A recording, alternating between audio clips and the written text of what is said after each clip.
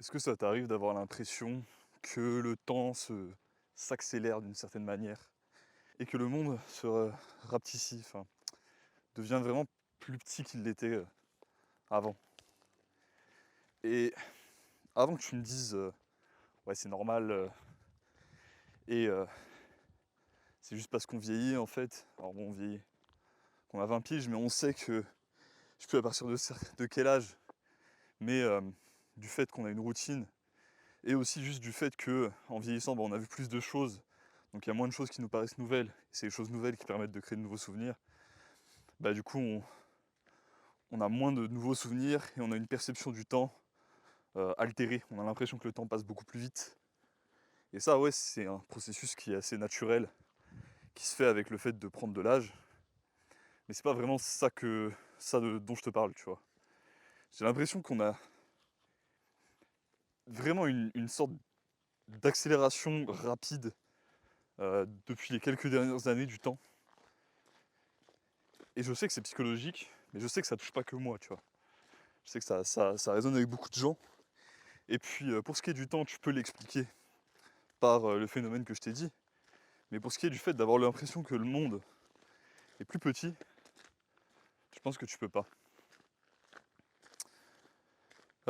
Alors déjà, bon, je vais aller... je commence en fait par le sujet de l'espace, parce que je trouve ça plus intéressant, parce que j'ai peut-être plus de choses à dire qui n'ont pas été dites dessus. Mais il y a une phrase, en ce moment je suis en train de lire un livre qui s'appelle Le problème à trois corps, de Liu Cixin. C'est un... Je sais pas si j'ai complètement détruit son nom en le prononçant, mais c'est pas grave. Donc c'est un roman de science-fiction par un chinois, tu vois, qui a été fait par un chinois. C'est un mec qui était pas mal inspiré aussi par Asimov, tout ça. Et là je suis dans le tome 2, tu vois. Et à un moment, il y a un des personnages qui dit que quand tu sais où tu es sur une carte, enfin je sais plus comment elle a prononcé ça, mais c'était joliment dit, la phrase était joliment dite. Mais en gros, quand tu sais où t'es sur une carte, le monde devient aussi petit qu'une carte. Et j'ai l'impression que la digitalisation extrême de tout, à laquelle je participe évidemment, hein, je suis coach sportif en ligne et je fais pas mal de vidéos, pas mal de contenu sur internet, donc j'y participe, hein, je fais pas exception du tout. Créer ce phénomène où tu as l'impression que tous les lieux sont à portée de main, sont à côté de chez toi. Parce que tout te paraît en fait familier d'une manière étrange. T'as déjà t'as tout déjà vu, tu vois. Et c'est une sensation étrange. Et en vrai, que je trouve vraiment désagréable. Et j'arrive avec des solutions là-dessus. Enfin, au moins partielles. Et avant de parler des solutions, ouais, parce que j'aime pas en fait quand t'as des gens qui vont t'exposer un problème, tu vois, quel que soit le problème, et qui vont te dire ouais mais moi je suis juste le messager, je parle juste du problème, euh, attaquer le message, pas le messager. Bon les gars, si t'es là pour être messager d'un truc, ça veut dire que tu connais bien le sujet, et si tu connais bien le sujet, ça veut dire que t'es le plus... Comment T'es le plus capable de proposer, du moins, des pistes, tu vois, pour améliorer les choses. Quel que soit le problème d'ailleurs. Voilà. Bon, petite parenthèse, hein, mais je préfère la faire. Donc ouais, et puis sur l'aspect temps, l'aspect temps en vrai tu peux l'expliquer assez facilement. C'est que il y a eu un mix de à la fois une chute économique qui a fait qu'on s'est un peu tous mis à eux seuls, genre à se travailler jusqu'à la mort comme des attardés, et à consommer du contenu jusqu'à la mort comme des attardés aussi, pour compenser le fait qu'on manquait du coup bah, de loisirs, de vie normale en fait, tu vois. De loisirs, de connexion aux autres, de connexion à Dieu, euh, ouais, en fait, juste de choses qui font que la vie vaut la peine d'être vécue. Donc ouais, il y a ça, tu vois, pour beaucoup. Après, c'est pas le cas de tous. Il y en a qui ont un peu échappé à ce truc-là. Et je dirais que le deuxième élément, c'est, bah, tu le sais déjà, hein, c'est le fait qu'on a beaucoup plus une attention fracturée, fractionnée, tu vois. C'est-à-dire que le fait d'avoir une attention fractionnée comme on l'a maintenant avec tous les réseaux, toutes les notifs sur nos téléphones en permanence sur nous, toutes les distractions auxquelles on a accès et tous les trucs qu'on a à faire dans différents espaces, différents domaines. Tu vois, là, je viens de penser que il y a un message que j'ai vu que je dois faire un retour à un de mes coachés. Je l'ai pas fait. Mais bon, tout de suite, mon gars. Dès que je finis de filmer ces vidéos, il aura sa réponse. Mais bref. Ouais, le fait d'avoir ces distractions permanentes et de un peu s'engoncer souvent dans des formes de distraction qui te mettent dans un état de concentration profonde, mais pas sur ce qu'il faut. Tu vois, genre, scroller les réels, c'est pas le même. Oui, t'es concentré parce que tu t'es concentré sur ce que tu regardes, tu peux pas t'arrêter de scroll, mais t'es pas concentré comme quand tu résous un problème de maths ou quand tu regardes un film qui te happe, tu vois. Et c'est vraiment. Genre, j'avais vu un mec, un ricain, je crois, qui disait que. Bah, il partait loin, loin dans le délire. Il disait qu'en gros, le téléphone, c'est un miroir noir, tu vois, donc un Black Mirror. Il disait, ouais, vous connaissez parce que c'est le nom de la série Black Mirror. Et en fait, un miroir noir dans je sais plus quel truc d'occultisme, c'est une. Comment c'est un appareil un appareil magique qui te permet de changer le temps et tout ça. Mais bref, il est parti loin dans le truc. Mais il y a un peu de vrai, tu vois, dans le sens où il y a vraiment ce truc où ton téléphone il te happe ton temps, tu vois. Il te prend ton temps sans rien te donner en retour. Il te prend ton temps et ton attention et tes fonctions intellectuelles. Et c'est tout, tu vois. Et toi, tu dois juste accepter ça et prendre cher, quoi. Mais du coup, j'ai dit que j'arrivais avec des solutions. Les solutions, elles sont pas infinies, évidemment, hein, mais il y en a. Je vais pas te dire nécessairement de te balader, de faire les choses sans ton téléphone, parce que, bah, des fois tu vas à un endroit où tu en auras besoin, mais tu aimerais bien sur le trajet ne pas l'avoir pour ne pas être distrait ou je sais pas quoi. Et ça, je comprends. Auquel cas, je te dirais non seulement de le mettre en mode avion, mais pour ne vraiment pas y penser, tu vois. Pour ne pas avoir, je sais pas, un- une idée vis-à-vis de ça ou quoi, carrément de te prendre les mini caches de Faraday que t'as sur Amazon là, qui font que t'as aucune connexion qui passe, t'as vraiment rien qui passe comme signal, et, euh, et de le foutre dans ton sac ou enfin de le foutre dans une poche où t'y penses pas trop quoi. Et sinon, bah, je dis que j'allais pas te dire ça, mais je vais quand même te le dire, hein, faire des trucs sans ton téléphone, euh, je sais pas, inviter tes potes à boire une bière et essayer un peu de ritualiser le truc du fait d'avoir des rendez-vous avec les gens autour de toi où vous n'avez pas toutes ces sources de distraction là. Et puis en vrai, aujourd'hui, il y a plein d'outils qui te permettent de déco, tu vois. Sur internet, sur PC, t'as un truc qui s'appelle Stop Insta, enfin je sais plus comment ça s'appelle, mais t'as des sortes de add-ons, tu vois, que ce soit sur Chrome ou autre, que tu peux mettre pour bah, littéralement t'empêcher d'aller sur ces applications. Ça peut être de telle heure à telle heure pour le temps où tu dois être concentré sur autre chose, où tu taffes, etc.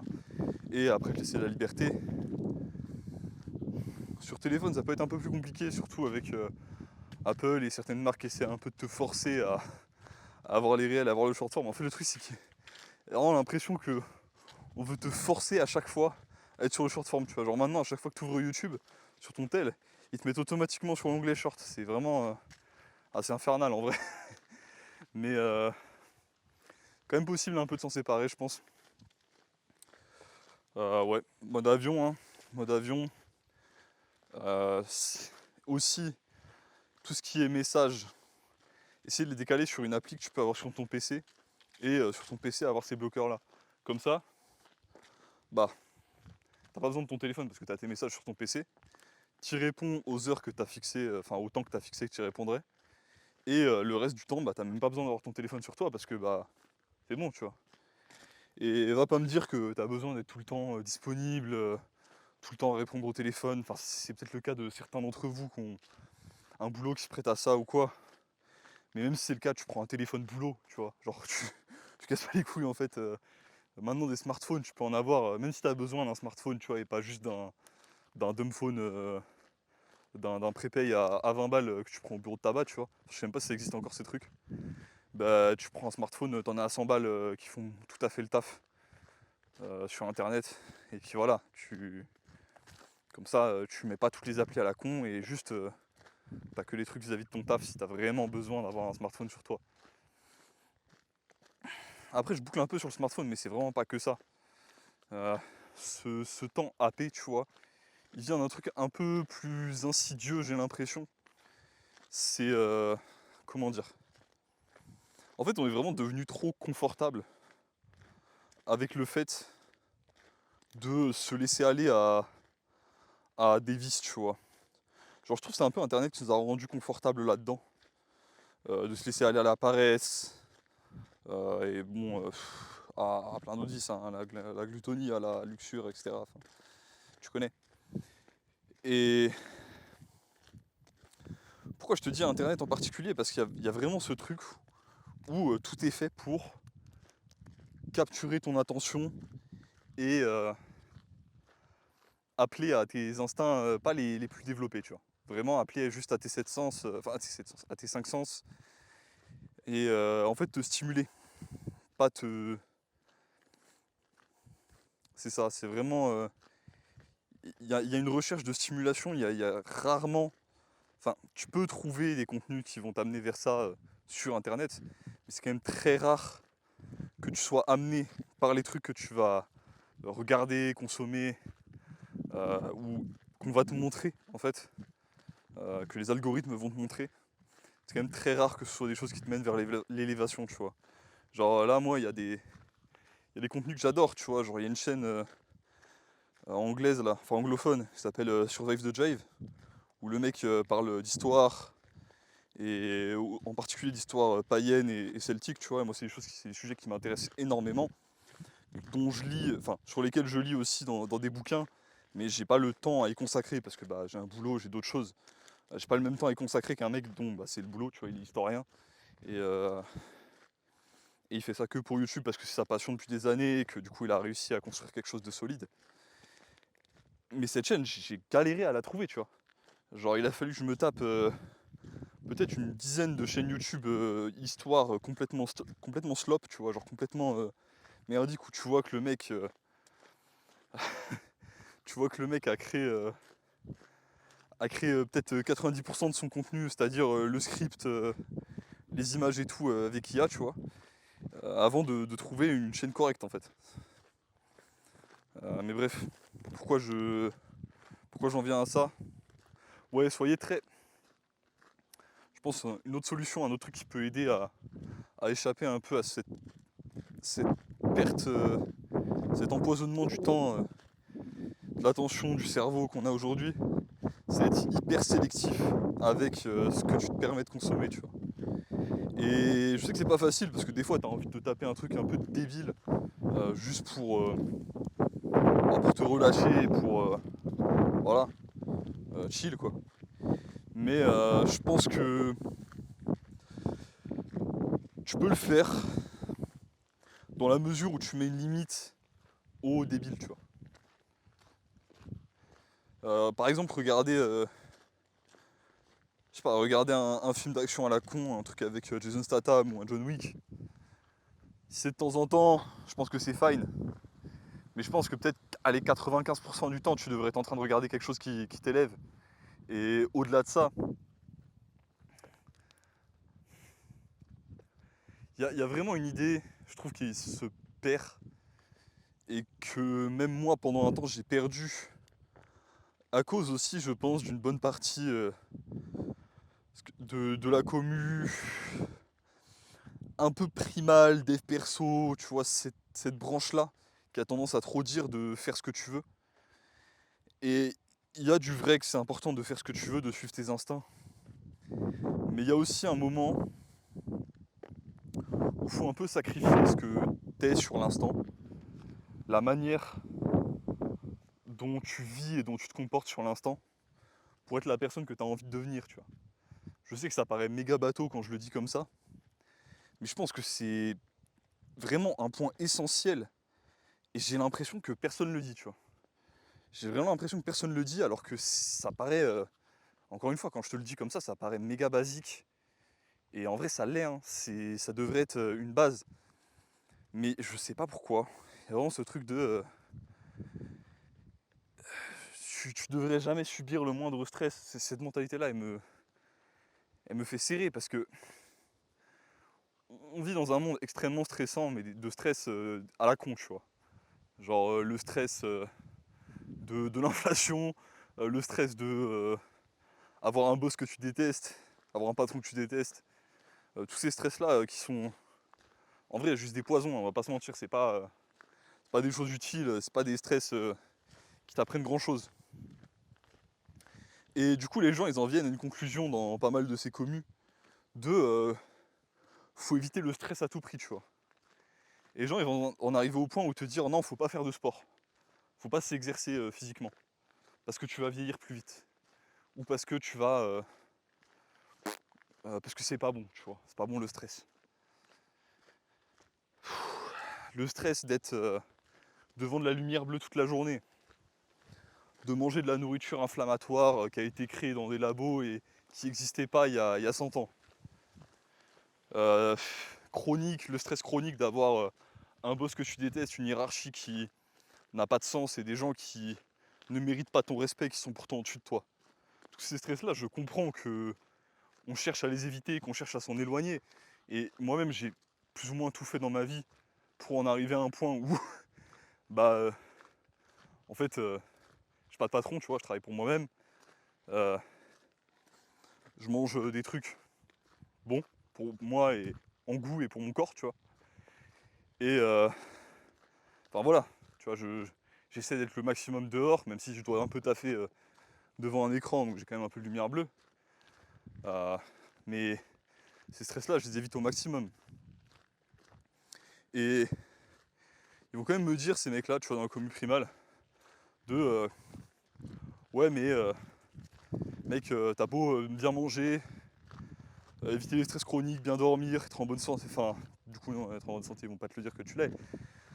Ouais, faut que t'arrêtes de faire les tractions, mec, c'est pas bien pour toi, traction lestée, non, c'est pas naturel, c'est dangereux. Et en fait, faut arriver à définir un peu le degré de à quel point tu veux être primal, tu vois. Et en fait, quand je dis ça, un mec qui est primal à l'extrême, c'est pas un compliment, c'est juste débile as fuck, tu vois. C'est complètement attardé. J'utilise beaucoup ce mot, mais il mérite beaucoup d'être utilisé. Pourquoi Parce que il y a un mec qui m'a demandé. En vrai, c'était une question innocente. C'était un garçon gentil, je pense. Mais qui m'a demandé ouais, j'ai vu un gars qui, pour vraiment go full primal, tu vois, il allait dans une forêt, dans une partie du monde où c'est pas très réglementé, niveau loi, niveau chasse, niveau tout ça. Et en gros, il est parti en mode survivaliste, il s'est mis à chasser, à manger des trucs de sa chasse. Il a pas de téléphone, il a rien et il survit comme ça, tu vois. Et puis, ok, il n'y a pas de communauté. Donc, pour avoir des gosses, tout ça, imagine, vas-y, imagine, on va dire, il rencontre une tribu, il trouve une femme dans la tribu, il se marie, il a des gosses, etc. Ok, c'est bien, tu vois. On va dire que communauté, c'est pas un souci. Ok. Est-ce que, en tant qu'être humain, t'as envie que toute ta vie, tu la passes à te préoccuper de besoins primaires? C'est-à-dire manger, dormir, avoir un toit sur la tête. c'est normal de passer une partie de sa vie là-dessus, tu vois. C'est même nécessaire, je dirais, pour avoir une connexion à la terre. Euh, tu vois, savoir ce que tu manges. Si un animal que tu manges, savoir que ça a été un sacrifice pour que tu sois en bonne santé, tu vois. Tout ça, c'est important. C'est très important. Mais le principe qui nous différencie du reste du règne animal, c'est qu'on est capable de s'élever, tu vois. Qu'on est capable de faire autre chose que de répondre à nos besoins primaires. Que ce soit intellectuellement, spirituellement, peu importe. Le principe de l'être humain, c'est qu'il est capable d'élévation, tu vois. En tout cas, ce que je pense. Donc, en revenir à un truc de ouais, mais faire du sport c'est stressant. Ouais, mais prier c'est stressant, méditer c'est stressant. Je préfère me divertir, je sais pas quoi. Et je vois vraiment des mecs qui disent ça, tu vois, sur les réseaux et qui sont pourtant soi-disant, je sais pas, soi-disant dev perso, je sais pas quoi. Enfin, non, ils vont te dire que le dev perso c'est pas bien, mais au final c'est une autre forme encore plus malaisante du truc. Et putain, je sais même plus où j'en venais là. Ouais, juste ça a pas de sens en fait. Chercher l'élévation à tout prix, c'est beaucoup plus intéressant. C'est quoi, je vais me poser dans ma cabane en ce moment, j'y dors pas. Mais des fois c'est sympa en été d'avoir un petit endroit où tu peux hip. Alors, comment je vais vous poser? Voilà. En fait, que ce soit les mecs du dev perso, les mecs soi-disant primal, euh, les mecs du sport, tout ça, personne devrait te dire comment tu dois vivre ta vie, tu vois. Éventuellement tes ancêtres ou tes dieux qui répondent à tes prières, tu vois. Mais, euh, mais en dehors de ça, il n'y a personne qui devrait définir à ta place la manière dont tu vas vivre de ta vie, ce que tu vas faire, les stress que tu vas décider d'endurer. Et ouais, vouloir vivre une vie sans endurer le moindre stress, c'est pitoyable. En particulier en tant qu'homme, je trouve. Mais ouais, c'est vraiment pitoyable. Je sais pas vraiment quoi dire de plus. Voilà, si un homme c'est fait pour justement pour être capable d'encaisser une certaine quantité de stress. Évidemment, en supposant que derrière tu prennes soin de ton sommeil et de ton alimentation, que derrière ton corps tu lui donnes ce qu'il faut pour récupérer et pour même profiter de ce stress pour progresser.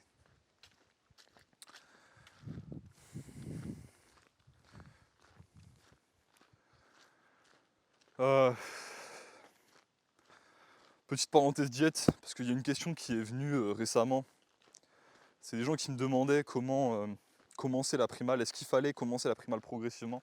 Pour ceux qui sont là qui ne savent pas ce que c'est, la primale en gros c'est le fait de manger plus ou moins tout cru et de manger quasiment que des produits animaux, un peu de fruits, éviter les légumes, fruits au sens botanique, et les produits laitiers évidemment ça fait partie des produits animaux donc ça c'est bon. Voilà.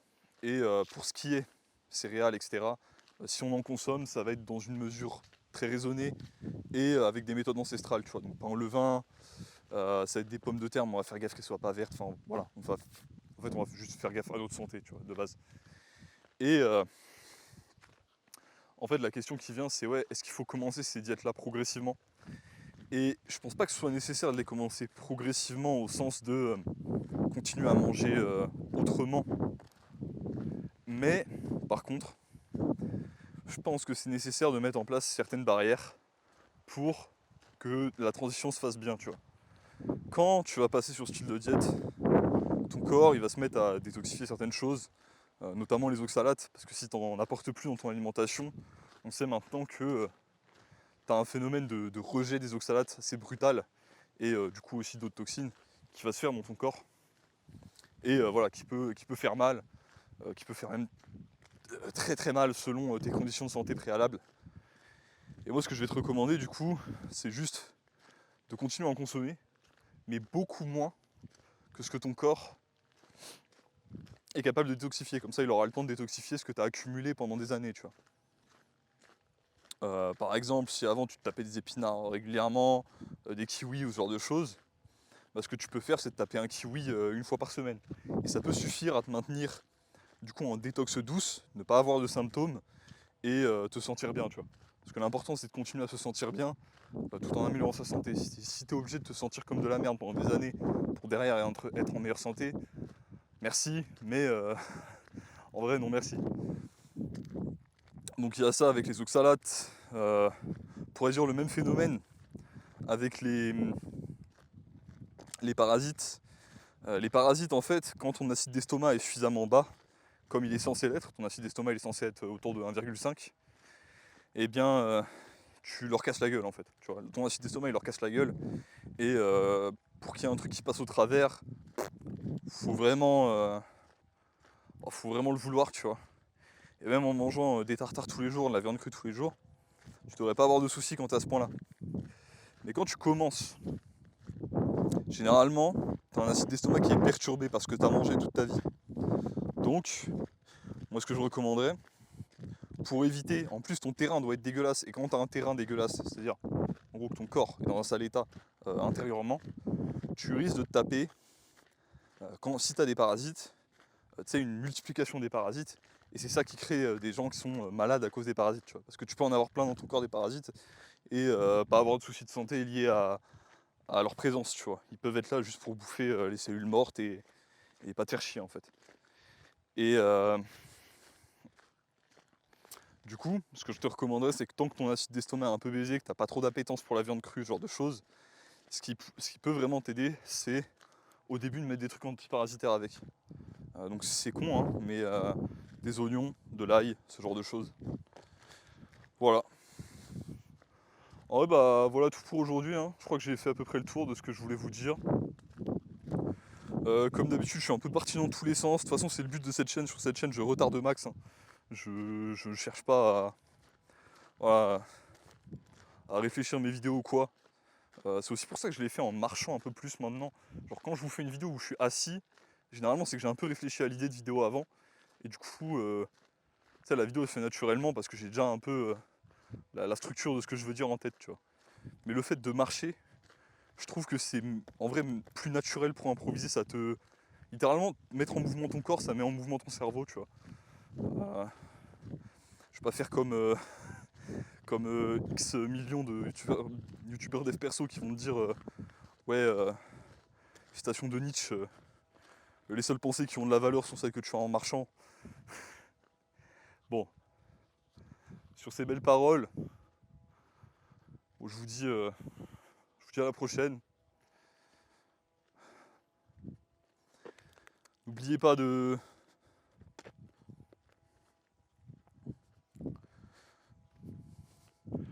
prier, et n'oubliez pas de vivre comme vous l'entendez.